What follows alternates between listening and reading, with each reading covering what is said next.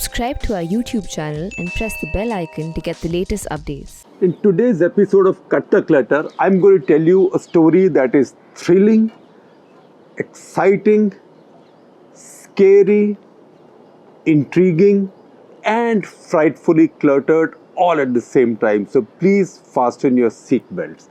It also sounds very cluttered because it deals with complex science, the most complex aspects of biosciences, which is virus technologies. Our focus is coronavirus, SARS-CoV-2 or SARS-CoV-19, which is what the world is suffering from, and which now India is suffering from more than any other country in the world.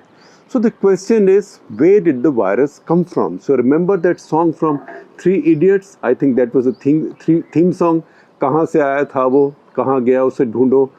Where did it come from? Go find where it is. So second part, there is no problem. कहाँ गया इसे ढूंढो, because this virus now, coronavirus, COVID-19 is found everywhere in the world. It takes nothing to find it. But still, 15 months into the pandemic, nobody knows for sure where it came from. So there is the innocence theory, which is that nature did it, God Almighty. When you are not sure, blame God, right? Whether God is of any use at any other time or not. But when you have to find a scapegoat or a bad guy, blame God. So maybe nature did it. Nature does funny things. All right. That's one. The second is that maybe it jumped out of a lab. It jumped out of a lab as a part of some security leakage in a genuine bona fide lab experiment.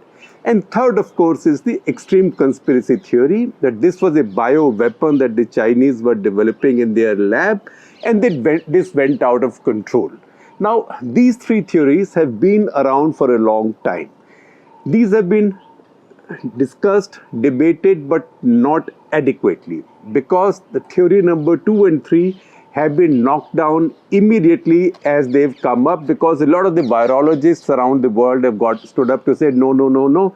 If anything, we should give credit to the Chinese virologists and scientists who are so brave, very brave, who identified this first of all, who broke its genome in record time, shared it with WHO. Never mind that WHO took forever sharing their data with the world, and even told us a week after they had got the genome that they thought this was not transmissible human to human. But let's leave that aside.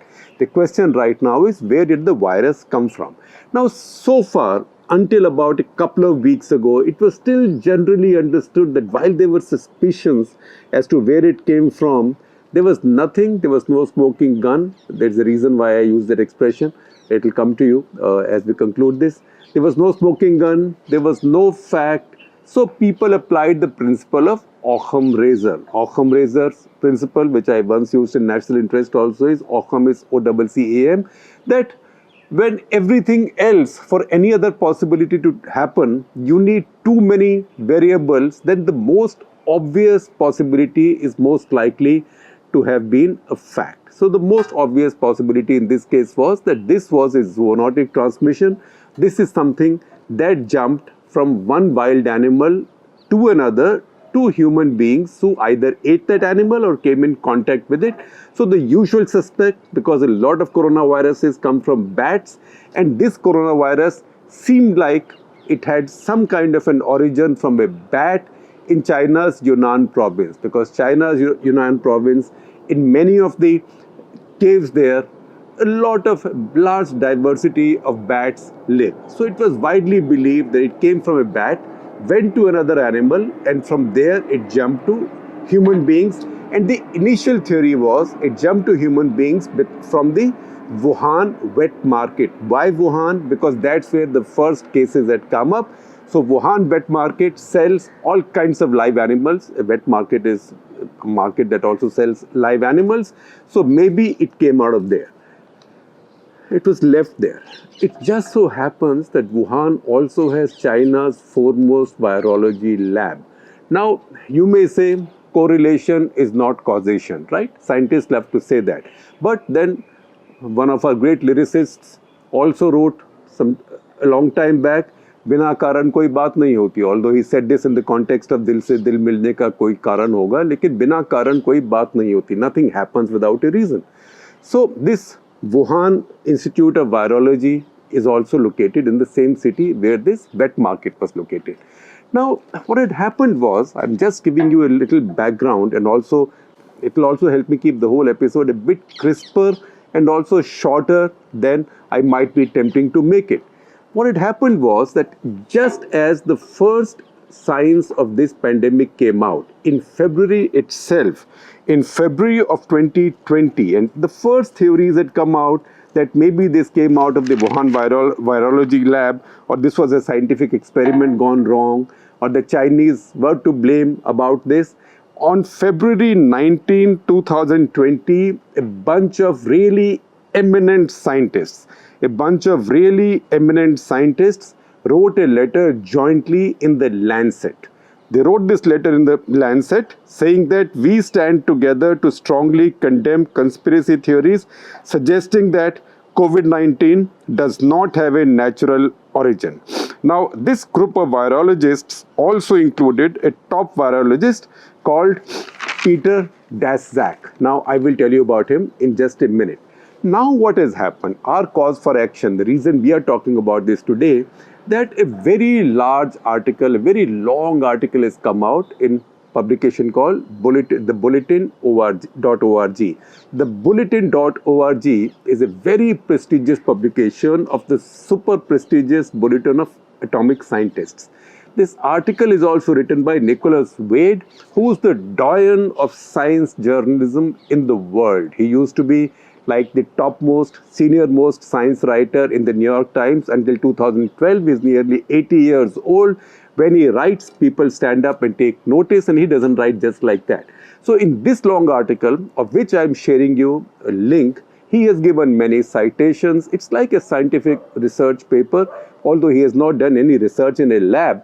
And he questions and he examines these theories, and he debunks some and comes up with findings that are startling. So startling that many other people who were earlier skeptical of the idea that this could have escaped from a lab are now changing their minds. So there is a letter by a bunch of scientists in one scientific publication. Please see that letter. This is in sciencemag.org. So Science, it's a journal, very prestigious. So 18 scientists have written there that they think that the origins of where this virus came from should be now investigated dispassionately. Of course, they will go on to say that this should not lead to any anti-Asian racism, etc. And they appreciate the role played by brave Chinese scientists. But they, for the first time, say that the origin should be investigated. We should not just sit on our haunches and say this was a natural creation. This was a wrath of God, nature, whoever. These scientists, very importantly, also include a very interesting name called Dr. Ralph Baric. Now, as we talk, you will figure out why that name is important, just as that name Peter Daszak, who is a signatory to that letter to the Lancet on 19 February 2020, debunking all these suspicions and theory, is also important. Because Nicholas Wade looks at all this. After Nicholas Wade's article, you will also see some other reactions. Zeynep Tufekci, who is one of the foremost scientific analysts, she's a person of science and writer. We talked about her article, long article in the New York Times a couple of weeks back, where she talked about the new theories on how coronavirus is spread by aerosols, much more by touch or much more by any other way. So aerosols. So keep your windows open, ventilators open, use air filtration, keep the distance, etc. Even indoors. So she has also tweeted now, and she's put out a bunch of tweets which you will see, where she is saying that, look, with this article now and these revelations, time has now come to examine more closely and more critically where this virus came from. Did it escape from a lab? Although I must say, she's still careful to say that she is not buying into a story that this is biological warfare gone wrong. It's very tough for a scientist, any scientist, to say that unless you have evidence. But a lab escape from a biosafety level BSL 4 lab, a dangerous virus like this is a very embarrassing thing. But the important thing is, as we talk on Nicholas Wade's revelations, you will understand that he's saying that this was probably a virus created in that lab. And why do we create new deadly viruses? So this is called a gain of function process. That means you try and do something risky or dangerous with a calculated risk, that there is risk, but the gain of this function may be fantastic. So let's do it for the gain. So this lab was engineering new coronaviruses. Why were they doing it? They were doing it because they thought that by engineering new coronaviruses, they could get ahead of nature. So tomorrow, if like SARS-1, another coronavirus came and attacked human beings, they would have been ahead of it in designing vaccines and designing an answer to it. That was the reasoning for gain of action. It now turns out, as Nicholas Wade says, that that idea needs to be re-examined, whether the gain of action was valid or not. The second thing he says is, and that's the reason we mentioned Peter Daszak earlier, he says that the one reason these ideas were not examined earlier, the ideas of lab escape or even biological warfare, although he doesn't say biological warfare, even those ideas were not debated, discussed, was because two letters were written, two statements were made by sizable scientists saying that this is rubbish. So first was this letter on February 19 in the Lancet by a bunch of scientists led by Peter Daszak. Now he says that, remember, this statement should have been much more critically examined. Peter Daszak and the scientists said in their conflict of interest statement that they have no conflict of interest when they wrote this letter. But he says everybody missed the fact that Peter Daszak actually runs a group. He's the president of EcoHealth Alliance in New York City, who funded this coronavirus research at Wuhan Institute of Virology. So if he had accepted, or if research had gone on that it probably escaped from this lab, then his own liability and responsibility will be humongous and would be criminal. So it suited him to draft this letter, to organize, to orchestrate this protest, and to have it published as soon as possible in the Lancet, to finish all discussion on this. That's why we said we'll come back to the name Peter Daszak. So that is where Nicholas Wade begins. So two theories. One, that it jumped naturally, zoonotically, but then Nicholas Wade goes on to explain that in that case, which was the intermediate animal? You might say it came from a bat. This exact virus you have not found in any bat, right? So suppose it went from a bat to an intermediate animal. In the past, the two big coronavirus outbreaks, that is SARS-1 and MERS, the intermediate vectors were found very quickly. For SARS-1, within 4 months we knew that it had jumped from bats, from a particular bat, to civets. Civets are called cats, but they are not cats. They are wild animals. They are also eaten in China and many other parts of the world. So it jumped from bats to civets, and from civets it came to human beings. Within 4 months of this first SARS outbreak, we knew this. After MERS outbreak, it took some more time, but within 9 months we knew that, of course, coronavirus came from a bat, as they usually always do, but from the bat it went to a camel. MERS, as you know, is Middle Eastern Respiratory Syndrome. So Middle East, camel. So it went to a camel, from camel came to the human being. So he said, what the hell is this? If this virus is also a zoonotic transmission, how come after 15 months, when science is much better than it was when SARS-1 broke out or when MERS broke out, we still can't find out who the intermediate animal is? And the fact that we have not found an intermediate host yet suggests to us that this virus was created in a lab. It did not come from the wet market. The other evidence he gives of this not having come from the Wuhan wet market is that now cases have been identified in Wuhan that precede the cases out of the wet market and away from the wet market, which have no connection with the wet market. So the virus was already there. Don't blame the wet market.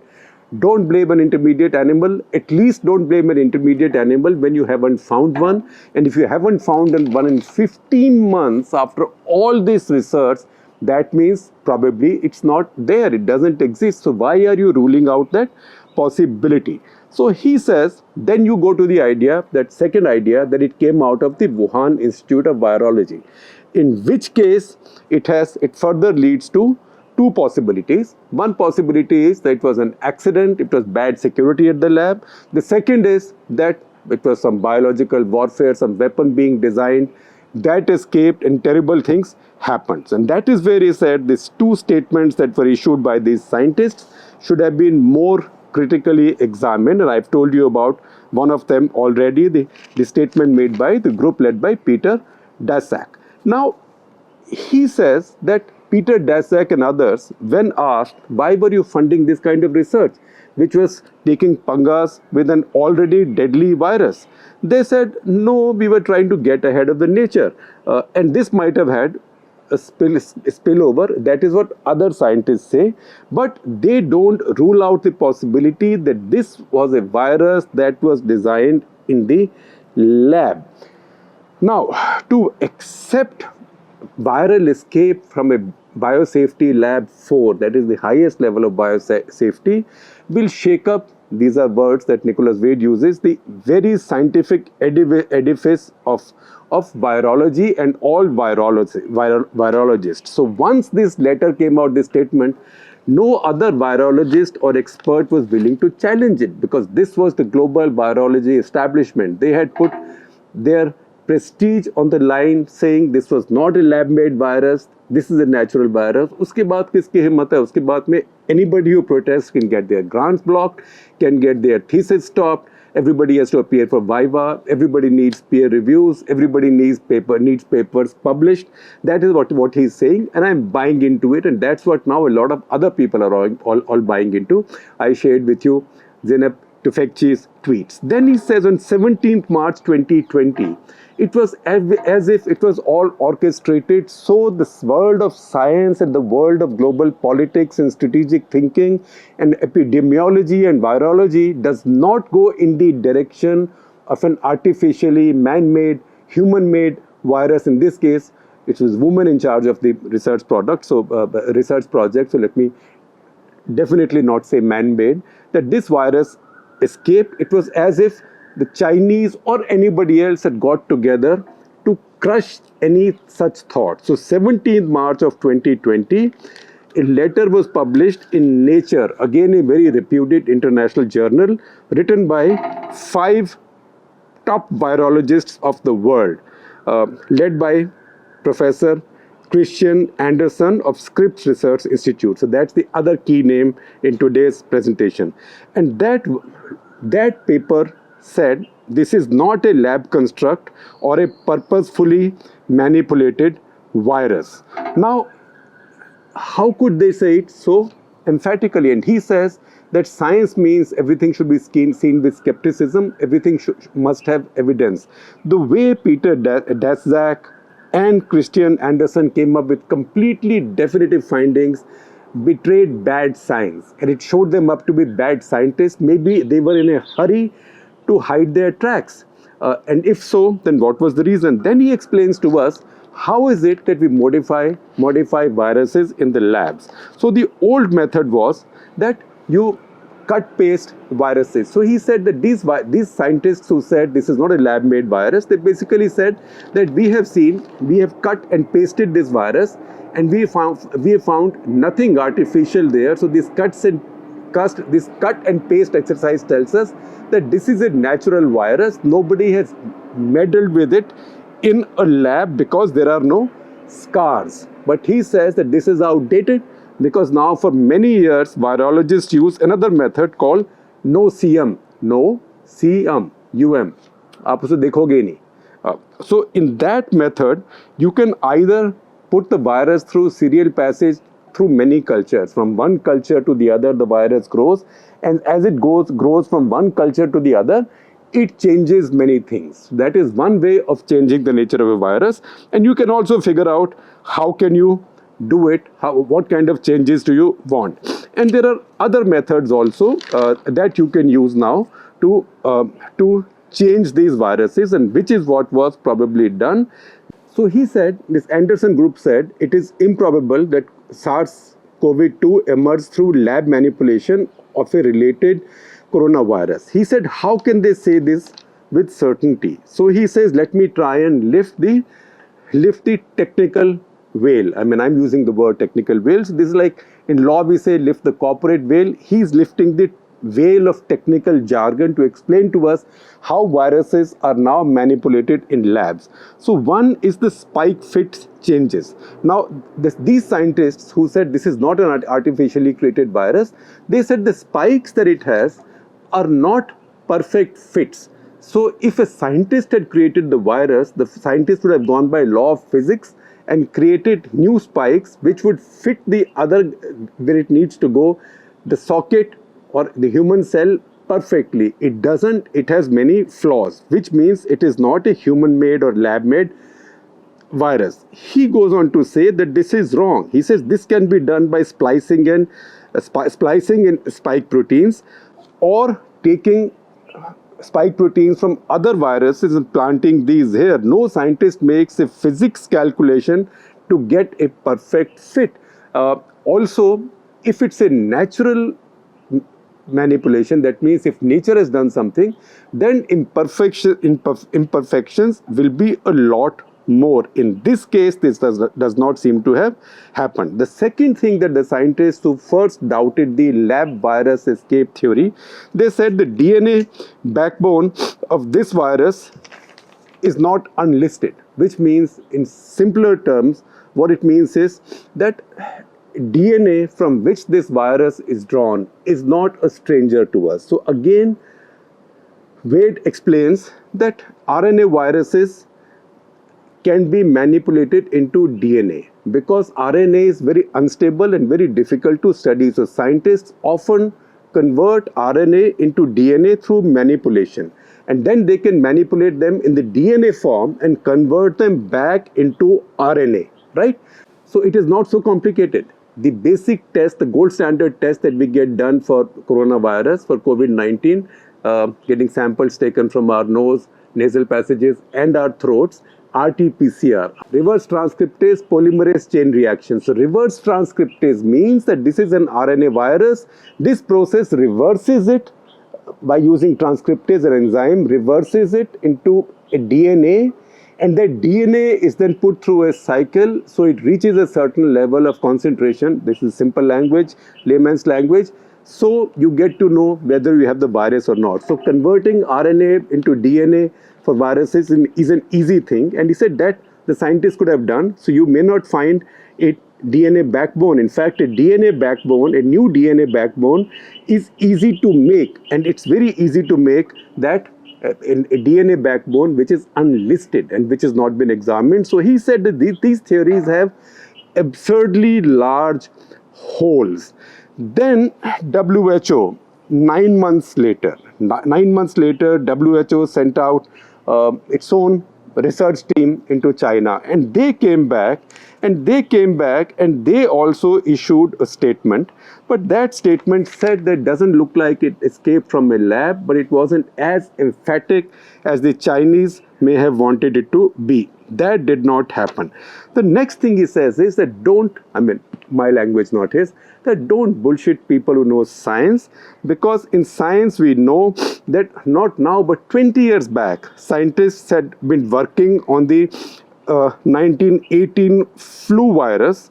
They were working also on polio, for the DNA of the polio virus and smallpox gene, and they were replicating and creating other kinds of viruses. So viral manipulation in labs is not something that is unheard of.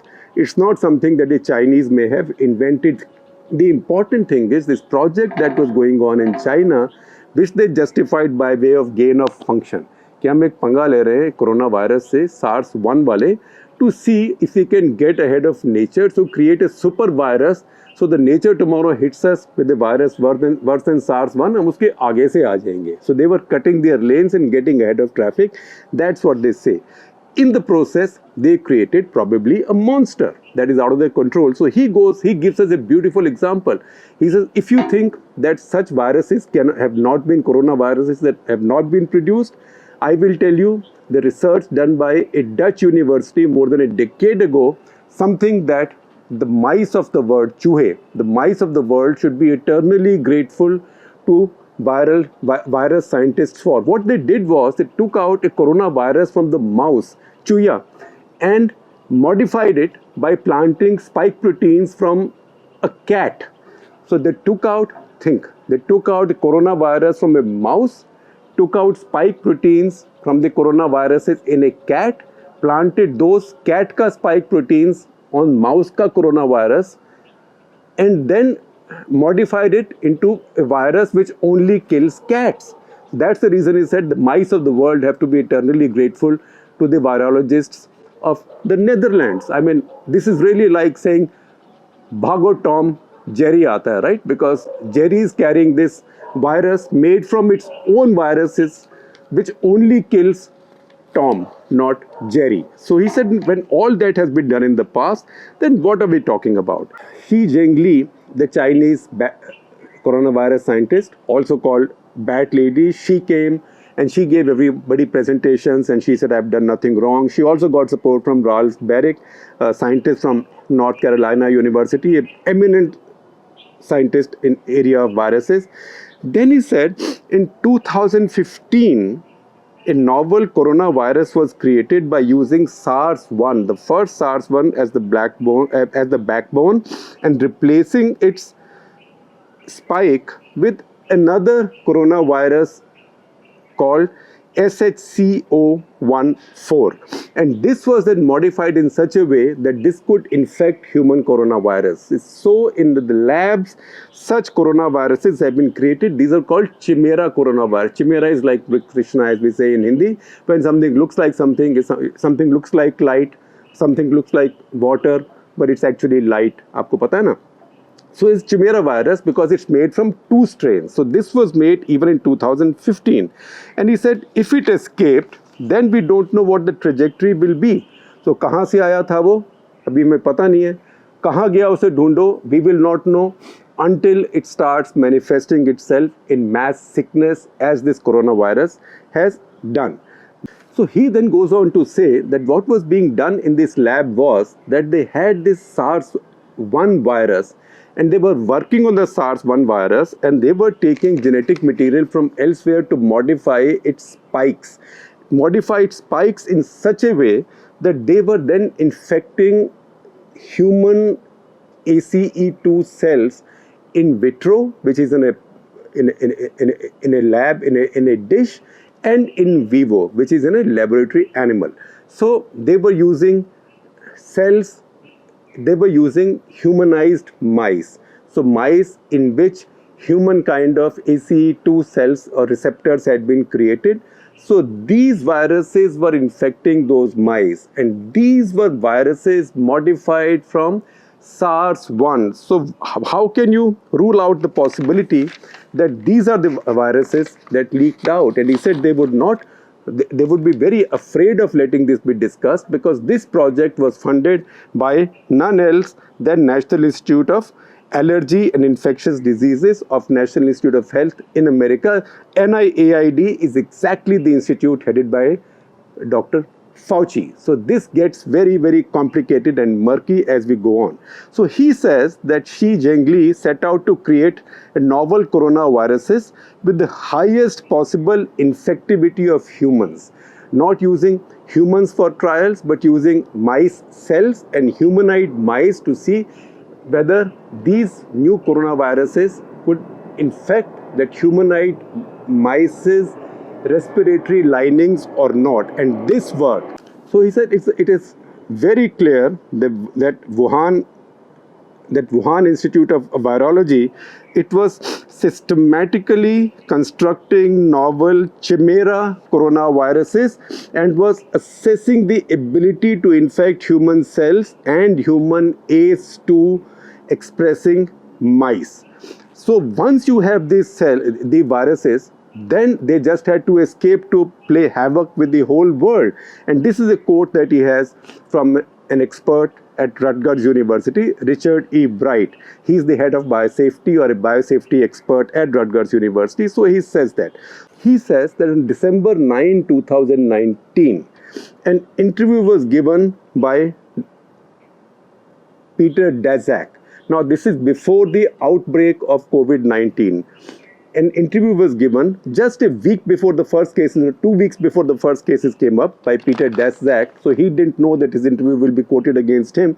And someone like Nicholas A. Wade would find it, who said that his lab had created nearly 100 diverse coronaviruses, which were not susceptible to monoclonal antibodies used to treat SARS-1 or to vaccines. So when he was asked, why are you doing it?